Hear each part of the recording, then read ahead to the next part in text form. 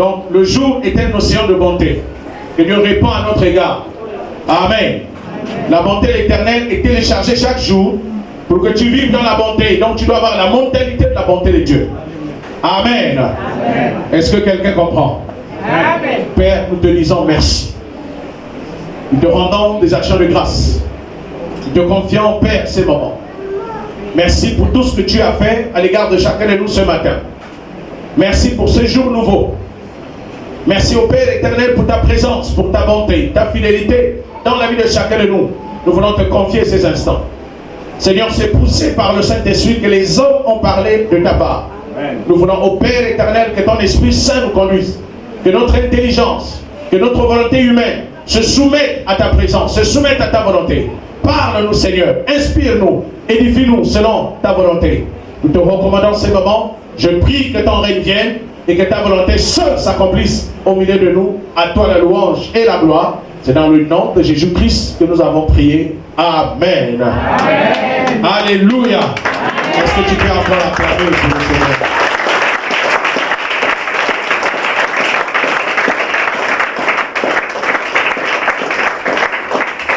Ok, merci. Veuillez vous asseoir dans sa présence. C'est encore un plaisir pour moi d'être avec vous ce matin.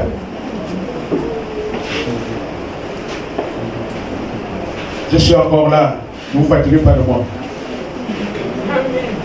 Et je bénis le Seigneur pour ce privilège que j'ai reçu de la part du Seigneur de se tenir encore ici devant vous.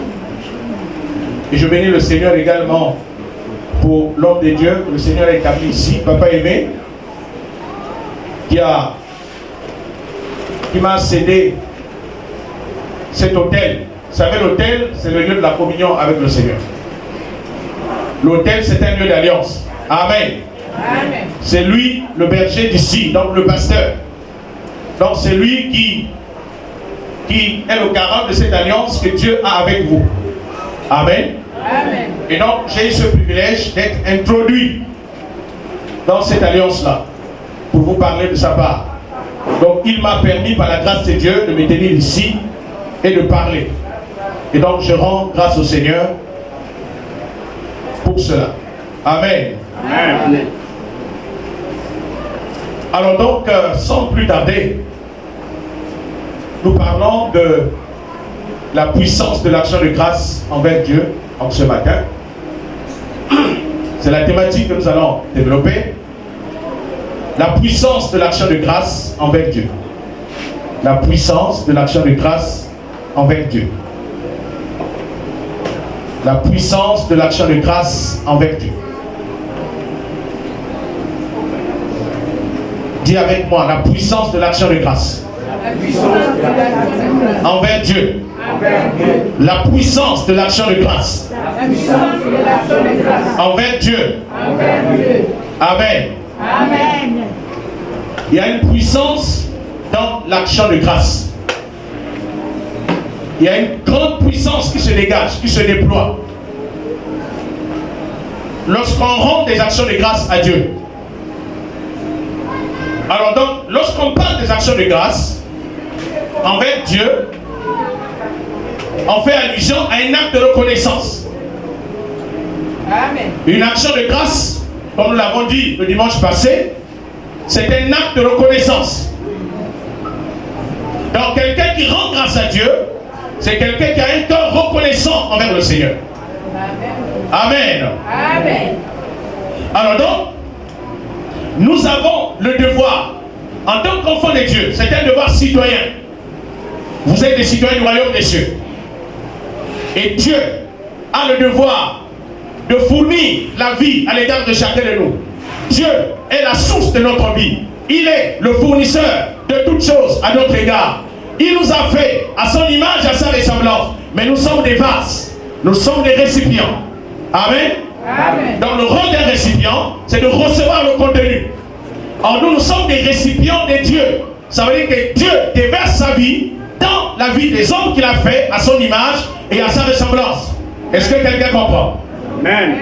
Dis avec moi, je suis le vase de Dieu. Je suis le vase de Dieu. J'ai été créé par Dieu pour être un vase Un vase d'honneur. Un vase de gloire. Un vase de grâce. Un vase d'amour. Amen. Donc Dieu est le Père. Donc Père signifie source. Hein, le Père ne veut pas dire forcément un faiseur d'enfants. Mais la vraie signification du mot Père, c'est source. Donc Dieu est la source. Parce que nous sommes sortis de lui. Amen. Votre Père, qui est un homme, c'est la source d'où vous êtes sortis. C'est pourquoi tous les hommes ne sont pas votre Père. Parce que vous n'êtes pas sortis d'eux. Mais vous êtes sortis d'une personne particulière, qui est votre Père, qui vous a engendré. C'est lui qui est l'auteur de la sémence qui vous a amené à l'existence. Amen. Maintenant, lorsque vous êtes sortis d'une source pour venir à la vie ou à la manifestation, alors, qu'est-ce que la ressource doit faire? Vous devez vous tourner vers votre source pour donner gloire. C'est pourquoi la Bible dit: honore ton Père et ta mère, afin que tu vives pendant longtemps. Amen. Pourquoi tu dois honorer ton Père? C'est-à-dire, honore la source d'où tu es sorti. Parce que si cette source-là ne t'avait pas fait sortir, tu ne peux pas exister.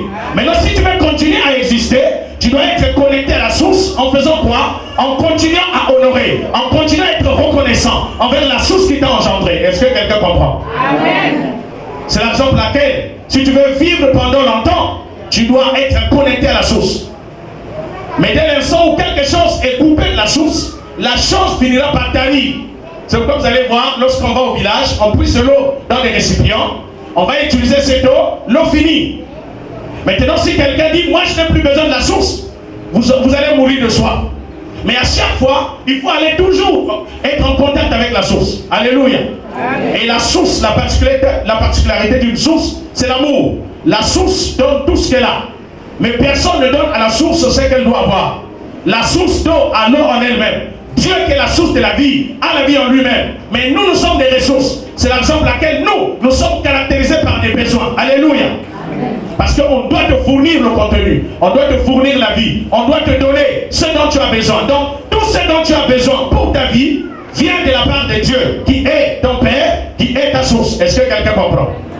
C'est pourquoi toi, tu reçois les choses, mais que tu n'as pas en toi-même. Donc, tu dois dépendre de celui qui te donne les choses qui te permettent de vivre. Amen. C'est pourquoi Dieu n'a pas de besoin. Parce qu'il a ce qu'il faut en lui-même. Il a la vie en lui-même. Il est la source. Mais nous sommes des vases. Les vases, ce sont des éléments ou des récipients dans lesquels on dépose la vie. On dépose le contenu. On dépose les choses. Donc à un certain moment, ça peut manquer. Donc être dans les manquements n'est pas une fatalité. Ce n'est pas un problème. Alléluia. Est-ce que quelqu'un comprend? Donc si tu es dans les manquements, ce n'est pas un péché. Ce n'est pas que ta vie est terminée. Non, ça veut tout simplement dire qu'en réalité, tu n'as plus de contenu. Et donc qu'est-ce que tu dois faire? Tu dois retourner vers la source. Est-ce que quelqu'un comprend? Or le plus souvent, quand nous sommes dans les manquements, c'est là où nous commençons à pleurer. Alors quand vous voyez quelqu'un en train de pleurer parce qu'il est dans les problèmes, parce qu'en fait, chaque problème de l'homme est caractérisé par un manquement. Quand l'homme n'a pas ce qu'il lui faut, il dit qu'il a un problème. Amen. Et maintenant, qu'est-ce qu'il fait? L'homme ne comprend pas ses limites. Quand l'homme manque quelque chose, il se bat. Il commence à utiliser ses efforts. Il commence à utiliser ses moyens. Et maintenant, quand ces moyens, ces efforts ne lui procurent pas ce dont il a besoin, c'est à partir de ce moment-là qu'on va entendre le cri le plus spirituel de l'homme. Oh mon Dieu! Oh mon Dieu! Oh mon Dieu! Alors là, l'homme se rappelle quand même que j'ai une source. Amen. Oh ma source! Dieu signifie source. Maintenant, je pose la question. La question, je vais la poser différemment. Je ne veux pas poser la question de savoir est-ce qu'il y a plusieurs dieux. Mais je pose la question, est-ce qu'il y a plusieurs sources qui donnent la vie? Connaissez-vous plusieurs sources qui donnent la vie? Connaissez-vous plusieurs sources d'où l'homme est sorti? Il n'y en a qu'une seule, n'est-ce pas? Or, Dieu signifie source. La vraie signification de Dieu, c'est la source. Il n'y a qu'une seule source de vie. C'est pourquoi il n'y a pas de Dieu. Il n'y a qu'un seul Dieu. Pourquoi? Parce qu'il est l'unique source qui donne la vie. Est-ce que quelqu'un comprend? Maintenant, l'homme dans son ignorance, parfois va se connecter à d'autres esprits. C'est-à-dire à d'autres dieux, à d'autres sources, mais qui ne peuvent pas donner la vie. C'est la raison pour laquelle, quel que soit ce que tu traverses, reste attaché à la source qui t'a donné la vie. Il n'y a que Dieu seul qui sait ce qu'il te faut parce que c'est lui qui t'a créé. Alléluia. Amen. Vous avez les récipients dans vos maisons. Vous savez ce qu'il faut mettre à l'intérieur. Il n'y a que vous qui êtes le propriétaire de ces récipients qui savez le contenu qu'il faut mettre à l'intérieur de ces récipients. Est-ce que quelqu'un comprend? Amen. Il n'y a que Dieu seul qui vous connaît. Amen. Qui vous connaît exactement. Amen. Vous êtes à lui. Vous lui appartenez. Vous lui appartenez. Vous êtes le troupeau de son pâturage. Vous êtes ses enfants. Vous êtes ses fils.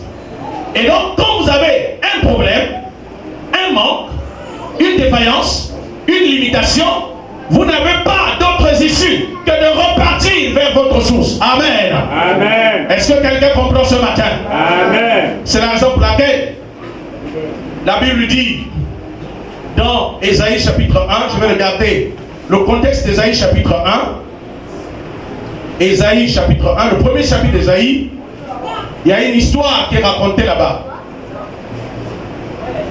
Alors, Dieu a fait alliance avec Israël. Le peuple d'Israël est sorti d'où? Non, vous pouvez répondre. Je veux qu'il y ait l'interaction. Le peuple d'Israël est sorti d'où? Est sorti de Dieu. Donc ce peuple appartenait à Dieu, n'est-ce pas? Maintenant, à un certain moment, Israël a commencé à faire quoi? À s'éloigner, à se séparer de Dieu. Or, ils ont commencé à se séparer de leur source. Mais Dieu a établi une alliance, donc une connexion pour leur vie. Dieu a établi une communion entre Israël et eux. Or, la communion avec Dieu, donc la communion avec la source, c'est la possibilité par laquelle l'homme ou un peuple est appelé à vivre normalement, vivre en paix, vivre dans la bonté, vivre dans le bonheur. Alléluia. Amen. Parce que Dieu est la source de la vie. Dieu est la source de la paix. Dieu est la source du bonheur. Dieu est la source du salut. Dieu est la source de la protection. Tout ce dont vous avez besoin pour votre vie, il n'y a que Dieu seul qui est capable de vous en fournir. Est-ce que quelqu'un comprend? Amen. Maintenant, lorsque un non-être humain s'éloigne de sa source, qu'est-ce qui va arriver? Hein? Non, vous pouvez déjà trouver la réponse. Vous allez tarir, même si vous avez eu un peu d'argent, même si vous avez eu un peu de vie, même si vous avez eu un peu de paix, même si vous avez eu un peu de joie. À partir du moment où vous êtes déconnecté de la source, tout ce que vous avez reçu, même si ça vient de Dieu, ça finira par tarir. C'est ce qui est arrivé au premier homme. Adam était connecté avec Dieu. Il était vivant. Il était le patron de la terre. Mais à partir du moment où il va se séparer de Dieu, c'est ça le péché. Il s'est déconnecté de Dieu. Il a désobéi. Or, l'obligation de l'homme sur la terre, c'est de rester attaché à Dieu. Dès l'instant où Adam s'est déconnecté de sa source, alors la vie qu'il avait a commencé à tarir. Et Adam est devenu mort. Donc la mort, c'est un état de séparation. La vie, c'est un état d'unité avec Dieu. Donc quelqu'un est vivant, ça veut dire que cette personne est en contact avec Dieu. Amen. Amen. Alors il y a deux types de vie. Il y a la vie physique, il y a la vie spirituelle. Donc quand on dit que vous êtes vivant physiquement, ça veut dire quoi? Vous êtes en contact avec le monde physique. Le jour où vous allez vous séparer avec le monde physique, on dit que vous êtes mort. Amen. Amen. Donc retenez tout simplement, quand on parle de la mort, c'est un état de séparation. Amen. Et quand on parle de la vie, c'est un état d'unité. Donc quelqu'un qui est vivant pour Dieu, c'est une personne qui est unie à Dieu. Mais quelqu'un qui est mort, c'est une personne qui est complètement séparée de Dieu. Est-ce que quelqu'un comprend? Amen. Donc là où tu marches, si tu es uni à Dieu, ça veut dire que tu es vivant. Mais si tu es séparé de Dieu, tu es mort. Amen. Amen. C'est pourquoi en fait la parole de Dieu nous dit, si quelqu'un termine sa vie sur terre en séparation d'avec Dieu, tu vas en enfer. Amen. Tu vas en enfer. Si ton esprit n'est pas en communion avec Dieu, tu vas en enfer. C'est la raison pour laquelle les personnes qui viennent juste dans les églises, mais qui n'ont pas une communion avec Dieu, ce sont des morts. Ce sont des morts vivants. C'est-à-dire qu'ils sont vivants physiquement, mais spirituellement ils sont morts. Quand ils meurent là, ils vont tout droit dans les lieux de séparation. Est-ce que quelqu'un comprend? Donc Dieu accueille dans sa présence les personnes qui sont unies à lui depuis la terre. Est-ce que quelqu'un comprend? Amen. Et donc c'est ce qu'on appelle le salut. Donc quand on dit que quelqu'un est sauvé, ça veut dire que cette personne a une unité avec Dieu. La finalité du salut, quand quelqu'un est sauvé, ça veut dire que cette personne, dans son esprit, est unie à Dieu. Amen. Donc tu peux savoir si tu es sauvé ou pas. Le salut ne doit pas être quelqu'un, ne doit pas faire l'objet d'une révélation. C'est puisqu'on dit que le salut est personnel. C'est vrai que la Bible ne le dit pas. Amen. Mais c'est une interprétation. Le salut est une affaire personnelle. Il n'y a pas de salut collectif. Il n'y a pas de salut familial. Amen. Une famille est sauvée lorsque les membres de la famille sont sauvés. Maintenant, il y a ce qu'on appelle le salut prophétique. La Bible dit, crois au Seigneur Jésus, tu seras sauvé, toi et tout ta famille. Ça c'est prophétique, mais ce n'est pas encore réel. Ça dit, Dieu a déjà prévu. Comme le salut est déjà entré dans votre sang, puisque vous êtes dans la même famille, à partir du moment où Dieu a affecté votre sang, donc Dieu suppose que le sang là, ça dit, en fait, le sang que tout le monde porte, qui reçoit maintenant le salut, Dieu prophétise qu'en fait, à travers cette connexion, toute la famille est déjà sauvée. Mais Dieu s'attend à ce que tout le monde accepte individuellement. Est-ce que quelqu'un comprend? Donc, c'est un aspect juridique. Si un membre d'une famille est sauvé, Dieu sait que cette famille est déjà affectée par le salut. À travers quoi? À travers le sang. Donc ça veut dire que Dieu a déjà pénétré votre sang.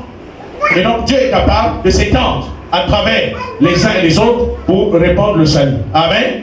C'est comme vous avez constaté, quand vous êtes la première personne à être sauvée dans votre famille, vous avez tous les combats. Ça veut dire les esprits qui s'opposent à votre salut vont s'acharner sur vous. Il faut que vous le sachiez. Amen. Maintenant, quand ce genre de combat vous arrive, c'est à cause du salut que vous avez reçu. Donc vous avez un impact sur la famille. Vous êtes le Joseph de la famille. C'est par vous que la famille est sauvée. Alléluia. Donc vous avez été le premier. Les caméras du ciel se sont localisées sur vous. Et vous avez été localisé pour être le premier. Ah, est-ce que quelqu'un a été sauvé ici là? Bon. Alléluia. Donc, les combats que vous avez démontrent pour le diable que vous êtes un élément dangereux. Amen. Parce que quand Christ entre dans la vie de quelqu'un, la Bible dit que le Fils de l'homme est venu pour détruire les œuvres du diable. Donc Satan sait d'avance qu'à travers la puissance de Jésus-Christ qui est entré dans cette famille, tout ce que j'ai établi d'avance, les hôtels que j'ai mis en place, tout ce que j'avais inscrit dans le sang, tout ce que j'avais décidé va commencer à être brisé à travers le salut qui est entré à travers cette personne. Amen. Donc vous subissez les combats de tout le monde. La révélation, papa. Vous subissez les combats de tout le monde. Et on vous combat. Vous dites que maintenant je ne comprends pas. Et pourtant je n'ai rien. Ah, je n'ai rien. Même, il y a même des gens qui ont plus que moi dans la famille. Mais je ne comprends pas. Mais pourquoi Dieu me combat? Et pourquoi Satan me combat? Mais parce que vous êtes un instrument de Dieu. Alléluia. Vous êtes la porte par laquelle Dieu est entré dans votre famille. Vous êtes une porte. Et la Bible dit dans le psaume 24, porte, ouvrez vos linteaux, car le roi des gloires fera son entrée. Alléluia. Est-ce que quelqu'un peut rendre grâce à Dieu pour cela? Si quelqu'un a reçu le salut, est-ce que tu peux rendre grâce à Dieu? Est-ce que tu peux être reconnaissant vers le Seigneur? Alléluia. Donc si tu as été sauvé dans ta famille, ne te minimise pas. Tu es le premier. Tu es la prémisse de Dieu dans cette famille. Alléluia. Peu importe l'âge que tu as, peu importe le rang que tu occupes, tu es le premier-né de Dieu dans cette famille. Alléluia. Tu es le premier-né. Donc ça veut dire que quand Dieu veut faire des choses dans cette famille, il doit d'abord passer par toi. Alléluia. C'est pourquoi parfois vous allez constater, vous priez pour des gens. Les membres de votre famille commencent à recevoir des bénédictions. Et vous avez comme l'impression que vous êtes toujours au même niveau. Les choses ne marchent pas. Vous n'avez encore rien compris. Vous priez pour les membres de la famille. Vous priez pour la guérison de vos parents. Les parents reçoivent la guérison. Pourquoi? Parce que Dieu veut confirmer que vous êtes devenu la bouche autorisée qui parle à la place de Dieu dans cette famille. Est-ce que quelqu'un comprend? Donc si tu as été sauvé, tu dois être reconnaissant que tu n'es pas n'importe qui. Alors que le diable te combat. Mais si le diable te combat parce qu'il te connaît, mais toi-même tu ne te connais pas. Les hommes qui sont autour de toi ne te connaissent pas non plus. Mais tu dois apprendre à te connaître. Alléluia. Tu as été choisi pour être le premier. Tu as été choisi pour être la porte de Dieu à travers cette famille. Et Dieu ne parle plus sur la terre. Mais Dieu utilise ta bouche pour parler. C'est pourquoi tout ce que tu vas déclarer, conformément à la volonté de Dieu dans ta famille, va s'accomplir dans le ciel. Alléluia. Dieu va apprendre, Dieu va confirmer tes paroles. Dieu confirme ses paroles. Alléluia. Soyez bénis. Que Dieu va confirmer ta parole. C'est pourquoi la Bible dit J'avais dit que vous êtes des dieux. Fils du Fils du Alléluia. Amen. Alléluia. C'est pourquoi vous devez rendre grâce à Dieu pour votre salut. Amen. Mais nous ne regardons pas ce que Dieu fait. Nous regardons ce que les hommes font. Ça dit, notre attention est focalisée sur les hommes et non sur Dieu. Aucun homme ne peut te donner la vie. Amen. Même quand un homme te donne quelque chose, ça veut dire qu'il est devenu un instrument de Dieu. Je reprends. Quand tu vois un être humain, même un pasteur, quand il te donne quelque chose, quand il prie pour toi, quand il te donne de l'argent, il est devenu un instrument de Dieu. Amen. Amen. Amen. En temps normal, l'être humain a trop de choses à faire avec ses biens, avec son argent, avec sa prière. Il n'a pas le temps de quelqu'un d'autre. Mais quand vous voyez un être humain être à votre service, ça veut dire que Dieu l'a utilisé. Amen. Amen. Amen. Donc il y a deux visions que vous devez avoir des êtres humains. Soit il est un instrument des ténèbres, ou soit un instrument de Dieu. Amen. Quand Dieu doit se servir de quelqu'un, il devient un instrument. Quelle que soit la dureté de son cœur, Dieu, quand Dieu décide de te faire du bien en se servant de quelqu'un, Dieu va utiliser cette personne comme un instrument de Dieu. Alléluia. Amen. C'est pourquoi quand vous voyez les gens vous aider, c'est parce que cet homme-là devient un. C'est pourquoi vous devez rendre grâce à Dieu. Seigneur, je te rends grâce de ce que tu l'as utilisé. Amen. Et tout ce que vous faites pour Dieu, vous ne le perdez pas. Mais tout ce que vous faites pour vous-même, pour votre propre gloire, ne vous donne absolument rien. Un jour, Dieu m'avait appris, m'avait dit, Moïse, maintenant apprends à ne plus être perdant. J'ai dit, Seigneur, ça veut dire quoi? Il dit, maintenant quand tu fais quelque chose, ne le fais plus pour toi-même. Ne démontre jamais que tu es gentil. Fais-le pour ma gloire. Tout ce qui est fait pour moi a une récompense. Tout ce que vous faites pour Dieu a une récompense. C'est pourquoi ce matin, récupère tout ce que tu as fait aux gens. Dis, Seigneur, ce matin, je l'ai fait pour ta gloire. Je l'avais fait, peut-être que je n'avais pas compris, mais je décide de ne pas être perdant. Alléluia. Parce qu'il y a une récompense qui est attachée à chaque bonne œuvre que l'on pose, soit auprès du Seigneur, soit envers les autres. Est-ce que quelqu'un comprend? Amen. Amen. Dis avec moi, oh Seigneur, je me répands. Accorde mon ignorance. Il se pourrait que je l'ai fait. J'ai posé les actes parce que j'étais gentil, parce que je voulais montrer que j'étais bien. Mais à partir de ce matin, je réalise que toute chose que nous faisons, nous le faisons pour le Seigneur. Que ce soit en pensée, en parole et en action, nous le faisons pour le Seigneur et non pour les hommes. Et à cause de cela, je déclare que tout ce que j'ai fait, même dans l'ignorance, à partir de la révélation que je reçois ce matin, je décrète que tout ce que j'ai fait, je l'ai fait pour le Seigneur. Je l'ai fait pour le Seigneur. Je l'ai fait pour la gloire de Dieu. Oh, si tu crois que la gloire de Dieu est ton partage, dis Amen. Dis Amen. Alléluia. Veuillez vous asseoir. C'est pour la gloire de Dieu que vous vivez. Donc quand tu fais quelque chose, dis, je le fais pour le Seigneur. Amen. Même si tu ne le dis pas à haute voix, dis, je le fais au nom de Jésus. Je le fais pour le Seigneur. Et vous allez voir, vous ne serez plus perdant. Parce que chaque acte opposé est une sémence. Amen. Amen. Chaque acte opposé, soit envers quelqu'un d'autre, est une sémence que vous sémez. Et donc soyez des sémeurs et non des perdants. Amen. Même quand tu donnes quelque chose à ton enfant, dis, je le fais pour le Seigneur. Amen. Quand tu donnes l'argent des taxis, tu dis, je le fais pour le Seigneur. Amen. Et Seigneur, je te suis reconnaissant. Je te rends grâce de ce que tu m'as permis d'être un instrument. Amen. Donc quand tu es reconnaissant envers Dieu pour quelque chose que tu fais, tu permets à la chose de se pérenniser. Chaque chose qui est faite dans la dimension de l'action de grâce se pérennise, c'est-à-dire la chose continue à exister. Amen. Amen. Alléluia. Amen. Si vous voulez que votre argent ne soient pas coupés. Je préfère quand même parler de l'argent. Là, tout le monde se retrouve. Si vous voulez que votre argent ne soit pas rompu, apprenez à donner avec action de... Ne donnez pas seulement comme ça. Même quand vous donnez le fond du Seigneur, je donne avec action de grâce. Vous permettez à Dieu de vous donner encore. Alléluia. Est-ce que quelqu'un comprend? Amen. Donnez avec un cœur reconnaissant. Mais quand vous donnez avec regret, ce n'est pas la peine de le faire. Quand vous êtes prêt à regretter ce que vous allez donner, laissez tomber. Ça ne vous servira à rien. Amen. Dieu aime celui qui donne avec joie, sans contrainte et sans tristesse. Alléluia. Amen. Alors ce matin, j'ai écouté le modérateur. Il a dit, il était à El Rafah et il a vu les bouteilles d'oxygène. Il a vu les personnes qui étaient sous oxygène. Et il a eu des larmes. Parce qu'il réalisait qu'en fait l'oxygène que Dieu nous donne cadeau depuis la naissance est payable à l'hôpital. Amen. Amen. Même l'oxygène des médecins là, ils ont trouvé ça où? Hein? Ils ont recueilli ça où? C'est dans l'air. Et l'air appartient à qui?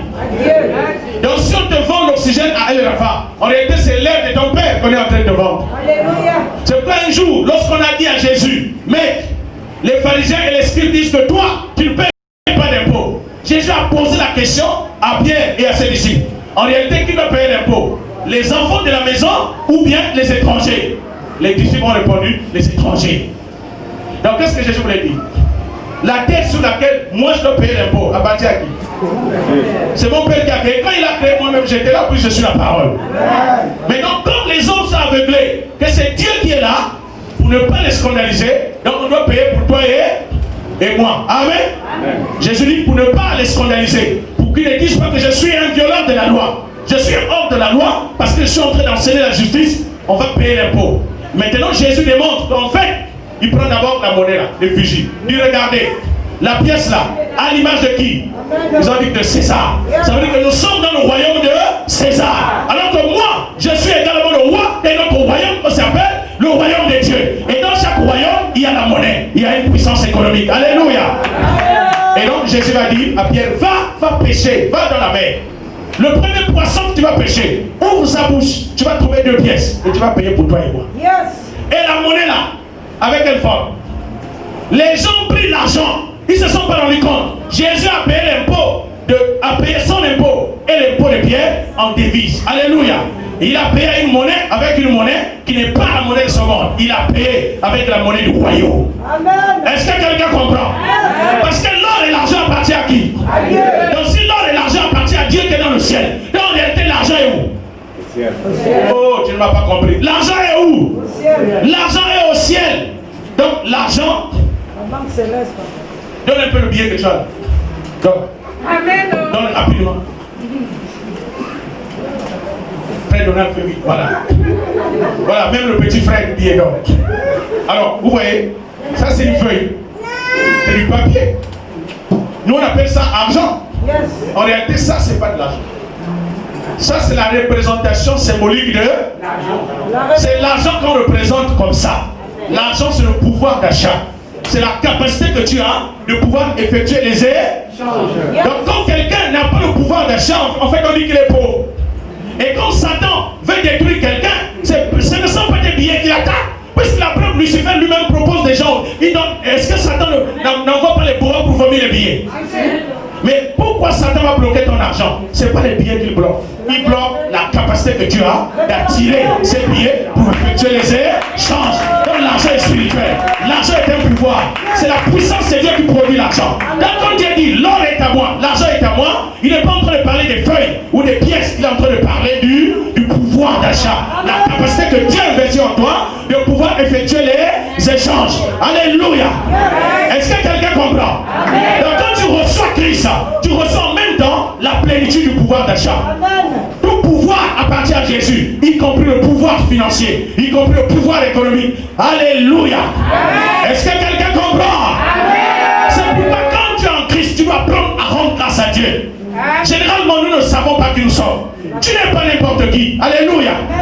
Mais sauf que dans le plan de Dieu, puisque tu es du royaume des cieux. Le royaume des cieux est invisible à l'œil nu. Le royaume des cieux est spirituel. Donc l'argent est spirituel. Donc l'argent est dans le royaume des dieux. Et là-bas, l'argent est sous quelle forme? Sous forme de pouvoir, sous forme de puissance. Et Dieu t'a connecté à cette puissance à travers la personne de Jésus-Christ. Est-ce que quelqu'un comprend?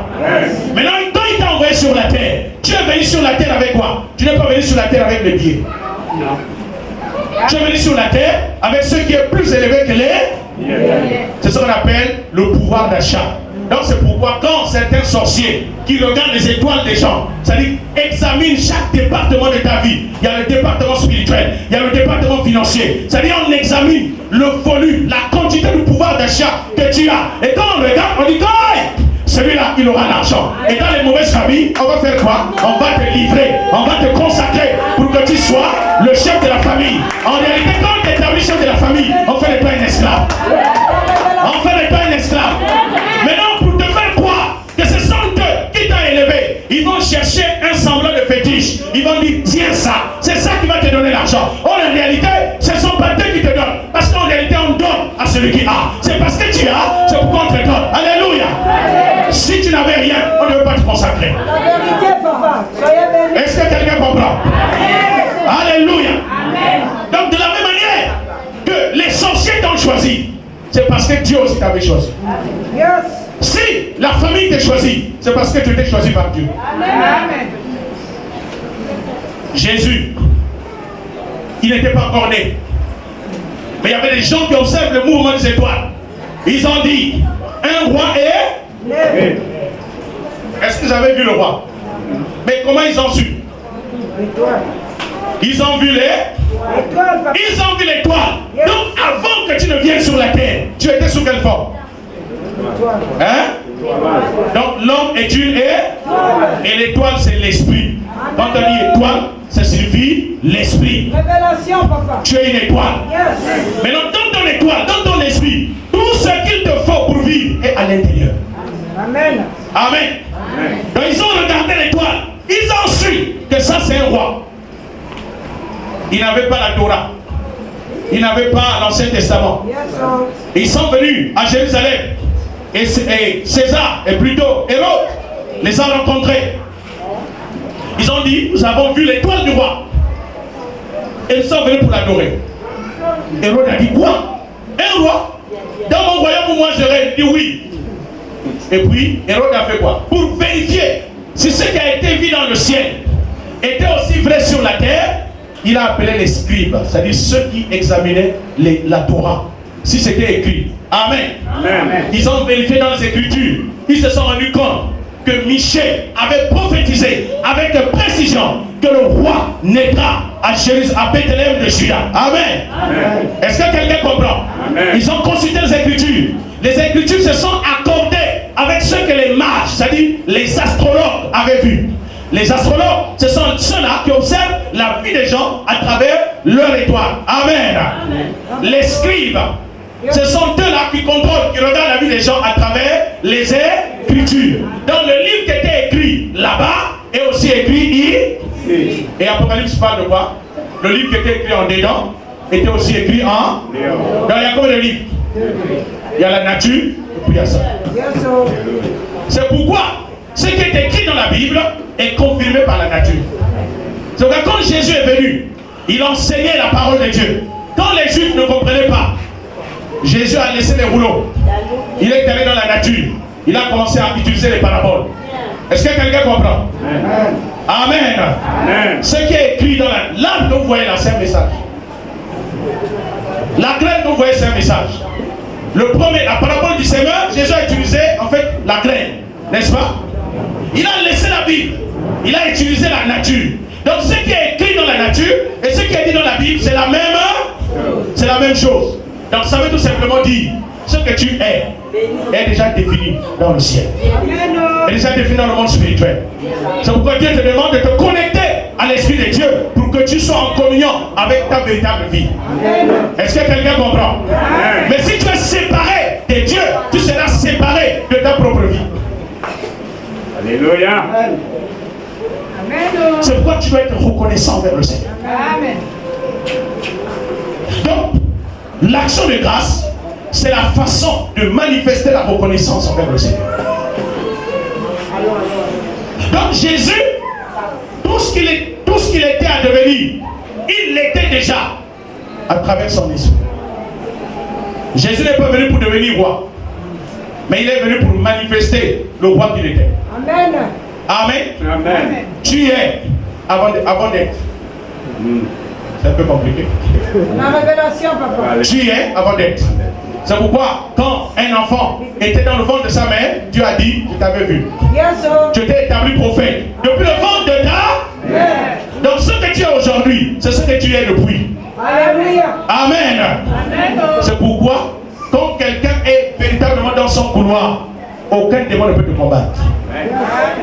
Parce que si on essaie de combattre ce que tu es selon le plan de Dieu, Dieu va se lever. Amen. C'est pourquoi Dieu avait dit à Jérémie, ils te feront la guerre, mais ils ne te vaincront point. Car je suis avec toi tous les jours. Alléluia.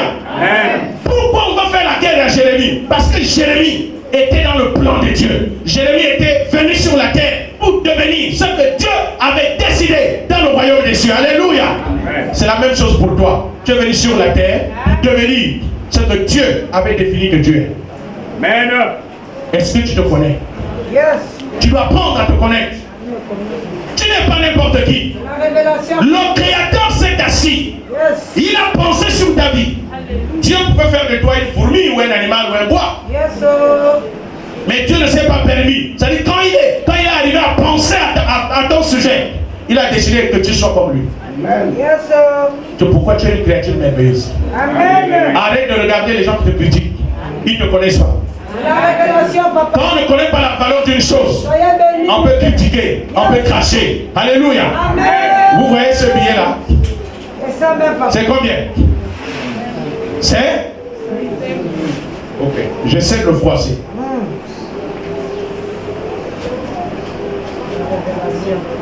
Bon. On jette. Est-ce qu'on peut jeter? C'est froissé, ça ne sert plus à rien, oui ou non? Pourquoi? Ça a toujours ça? Bon, je vais cracher. Ah là, personne ne va plus prendre ça.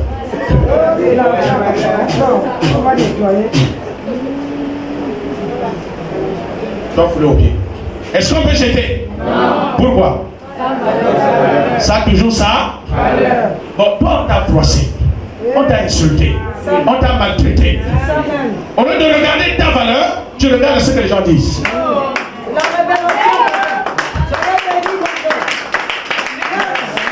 Est-ce que ce sont les gens qui doivent dire qui tu es? Tu dois apprendre à te connaître. Amen. Et le changement de ta vie va commencer à partir du moment où tu prends conscience de qui tu es. Alléluia. Tu es un fils de Dieu. Tu es l'enfant de Dieu. Tu es la fille de l'Éternel. Tu es la fille du Très-Haut. Alléluia. C'est-à-dire que tu n'es pas d'en bas, mais tu es d'en haut. Et tu es venu sur la terre pour démontrer comment ceux qui sont d'en haut fonctionnent. Alléluia. Est-ce que quelqu'un comprend? C'est pourquoi comment ne pas être reconnaissant envers Dieu qui t'a fait dans cette dimension? Comment ne pas être reconnaissant envers le Seigneur? Ne te l'abonne pas parce que les gens te critiquent. Même si on a piétiné sur toi, même si on t'a insulté, même si on t'a rejeté, écoutez, ta vie dépend de la valeur que tu as. Et ta valeur dépend de l'image de qui tu représentes. Alléluia. Tu es l'image de Dieu. Dis avec moi, je suis l'image de Dieu. Donc ta valeur dépend de quoi? De ton image. Tu ressembles à qui? Donc si quelqu'un veut te connaître, quelle est ta valeur? Ta valeur est égale à Dieu. Tu vois, vous avez peur de dire ça? Non. Ta valeur est identique à Dieu. Amen. Parce que tu es un Dieu qu'on a habillé avec la chair. Yes. Amen. Amen. Le jour où tu vas quitter ce corps de chair, tu vas paraître sous forme de Dieu. C'est pourquoi les dieux habitent au milieu de Dieu. Amen. Les dieux habitent au milieu de l'assemblée de Dieu. Amen. Est-ce que quelqu'un me comprend? Yes. Ta valeur dépend de Dieu. Amen. C'est pourquoi Dieu n'habite pas dans un autre endroit. Dans l'univers, Dieu n'a que deux endroits. Il a établi son trône dans les cieux et il habite dans le cœur de l'homme. Amen. Oh, tu n'as pas compris. Amen. Celui qui a créé le ciel et la terre, celui qu'on adore, celui qui est les Michaël, les archanges, les chérubins, les séraphins, les anges tout entiers, la création, devant celui qui, tout genou fléchi, toi. Amen. Mais non, parce que tu manques 100 francs dans la poche, tu dis que tu n'es rien. Tu ne connais pas ta valeur. Ça, c'est une insulte à la race divine. Tu es de la race divine. Tu es de la divinité. Ta dimension est divine. Alléluia. Dieu lui-même a dit, j'avais dit que vous êtes des dieux, fils du Très-Haut. Alléluia. Et donc, tu dois marcher avec cette mentalité. Et donc, regarde dans quelle dimension Dieu t'a élevé. Tu dois être reconnaissant. Amen. Tu dois marcher en action de grâce. Amen. Amen. Amen. Tu dois être reconnaissant envers le Seigneur. C'est pourquoi apprends à rendre grâce à l'Éternel. Apprends à être reconnaissant envers le Seigneur. Alors, nous allons terminer. Il arrive parfois, on rencontre des épreuves dans la vie. Généralement, quand tout va bien, oh, la reconnaissance, l'action de grâce, c'est facile. C'est naturel. Oh Seigneur, alléluia. Oh, mon enfant vient d'avoir le bac. Ah, Seigneur, merci. Je vais de recevoir un miracle, Seigneur, merci. Je vais de recevoir une promotion, Seigneur, merci. Une porte s'ouvre, je dis, Seigneur, merci. Mais il arrive des moments où les portes ne s'ouvrent pas. La maladie ne guérit pas. Ce que tu attends ne vient pas vite. Est-ce que tu vas continuer à rendre grâce à Dieu?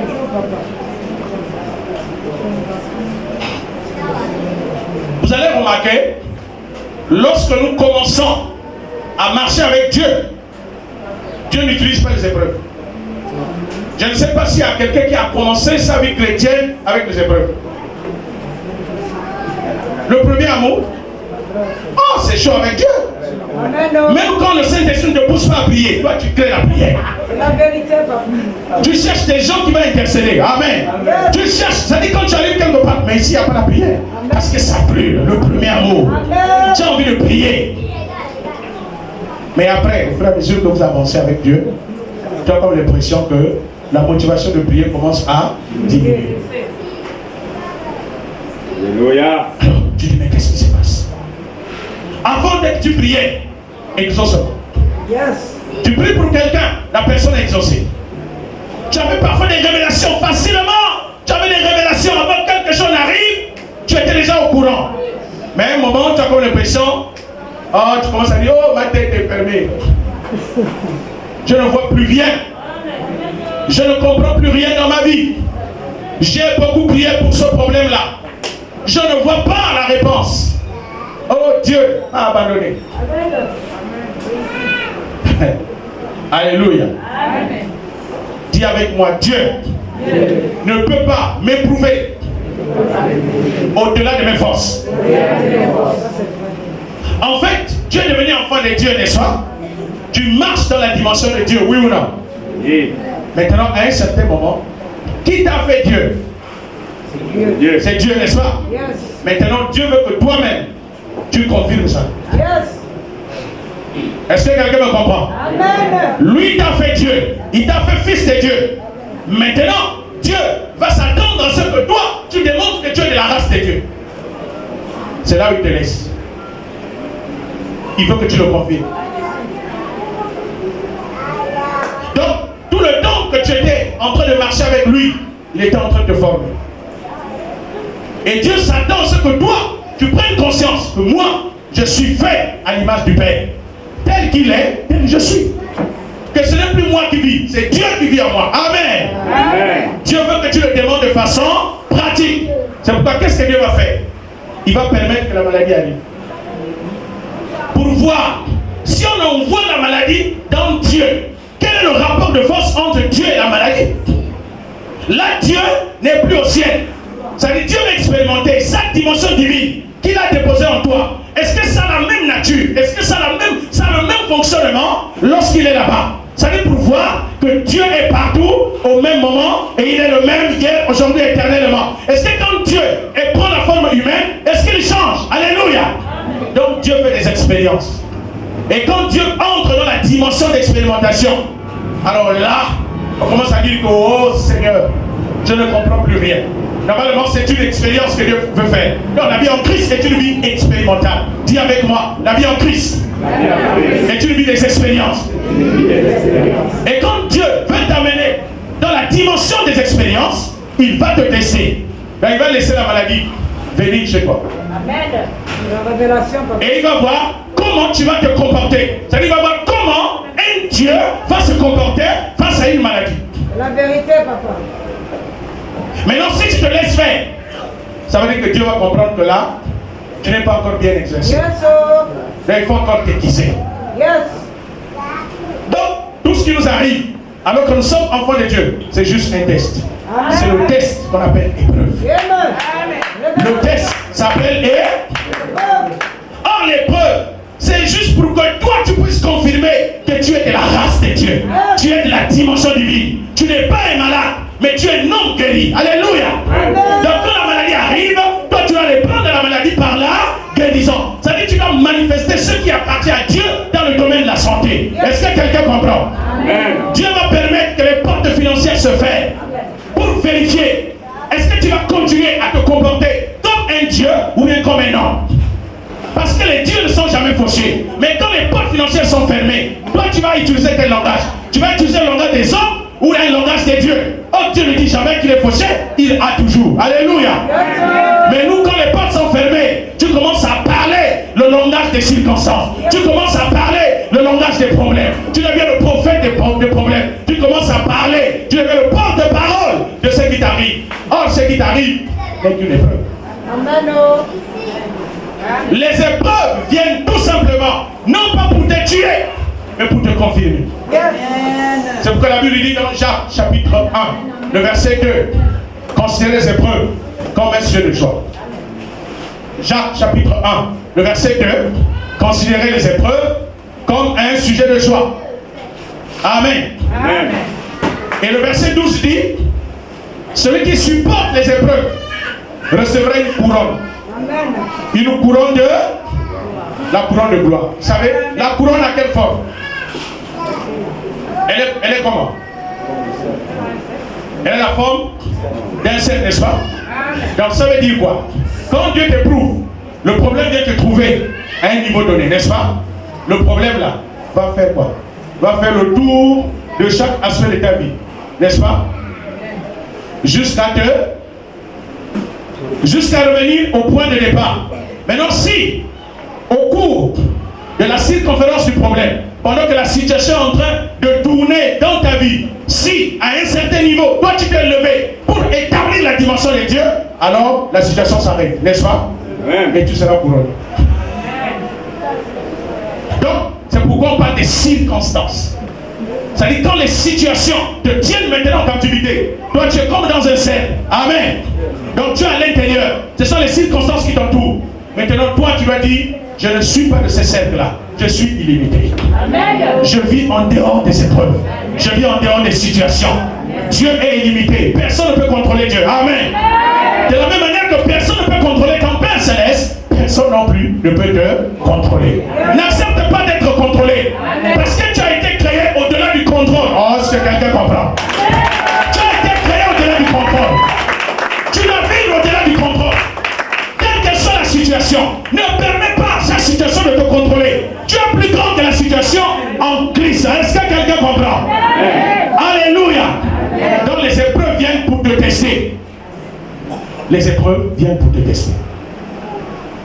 C'est ce que l'aigle fait.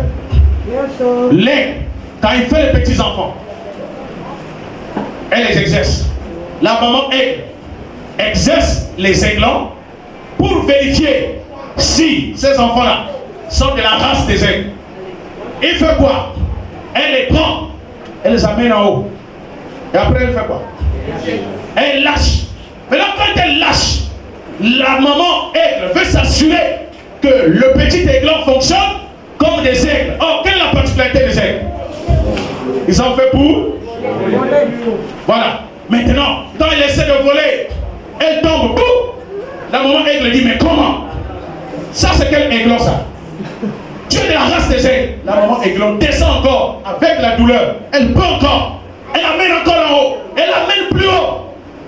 Je ne sais pas quel genre d'intelligence l'aigle a. Ça veut dire quand elle revient pour la deuxième fois, elle connaît en fait la hauteur à laquelle, l'altitude à laquelle elle était. Elle va aller au-delà. Elle lâche encore.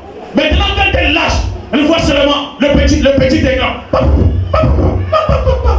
La maman aigle dit, ah oui, là tu viens de confirmer que tu es de notre race. Tu n'es pas de la race des Autriches, mais tu es de la race des aigles. Alléluia. Les aigles sont faits pour voler. Là, tu viens de confirmer que tu es de notre race, que tu es des nôtres. Est-ce que quelqu'un comprend? C'est la même chose que Dieu fait. C'est pourquoi à la croix, on dit que tout a été accompli. Parce que Dieu a fait quoi? Il a pris le péché, il a pris le mal, il a pris toutes sortes de maladies, il a pris tous les problèmes, il a pris la honte. Tout ce qui est mauvais, on a mis sur Jésus. Vous savez pourquoi on a mis ça? En même temps, c'était pour notre salut. Mais en même temps, c'était pour expérimenter comment Dieu va se comporter face à toutes ces choses-là. Parce que Dieu n'avait jamais vécu le péché. On a mis le péché sur Jésus, en qui Dieu était.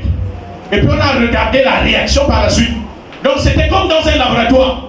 On a fait l'expérience. C'est-à-dire on a pris tout le mal.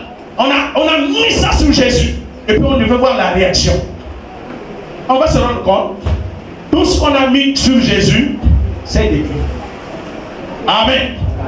C'est comme si vous prenez une feuille, vous mettez au feu. Qu'est-ce qui va se passer? Le feu va consumer la feuille. Donc entre la feuille et le feu, qui est plus fort? Celui qui a consumé l'un est plus fort que l'autre. Oui ou non? Amen. Donc on a mis le péché, on a mis les maladies, on a mis toute la honte, les problèmes. Jésus est sorti glorieux. Il a tout anéanti. Amen. Amen. Il a tout anéanti. Même la mort, on a mis la mort sur Jésus. Mais la mort n'a pas tué Jésus. Jésus est sorti vivant de la mort. Amen.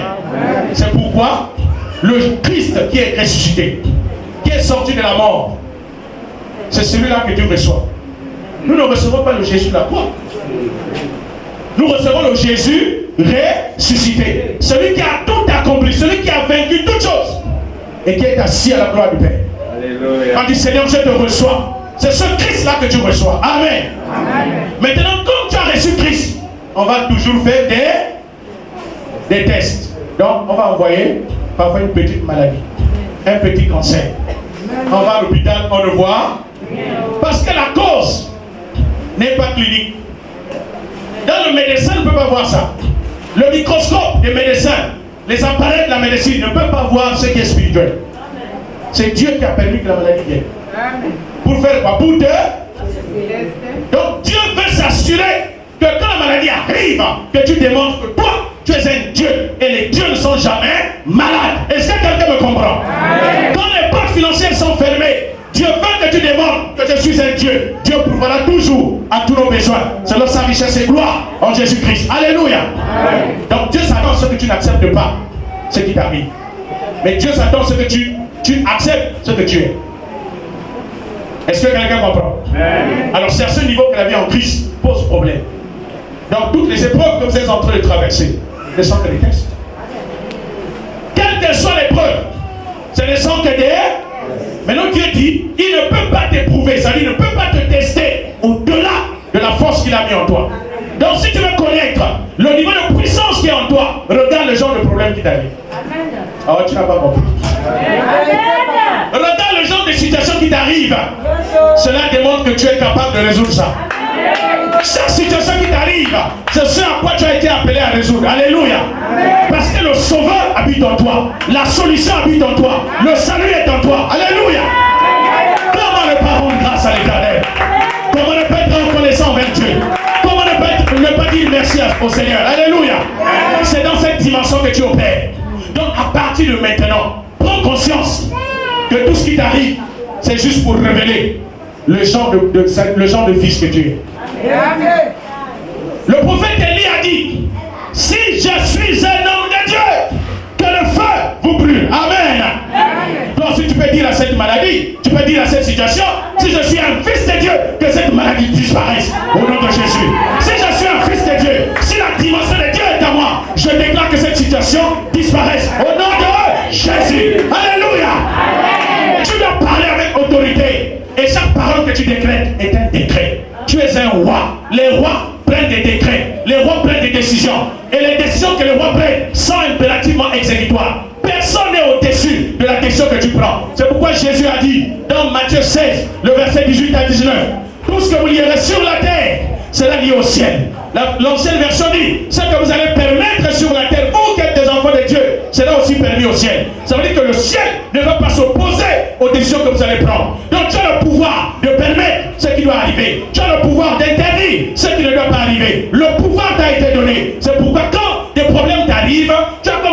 conscient, Dieu ne fait rien. Pourquoi? Parce que Dieu sait la capacité de t'en sortir a été investie dans ta vie. Arrête de te minimiser. Arrête de te minimiser. Arrête de te voir comme quelqu'un qui n'est rien. Lève-toi.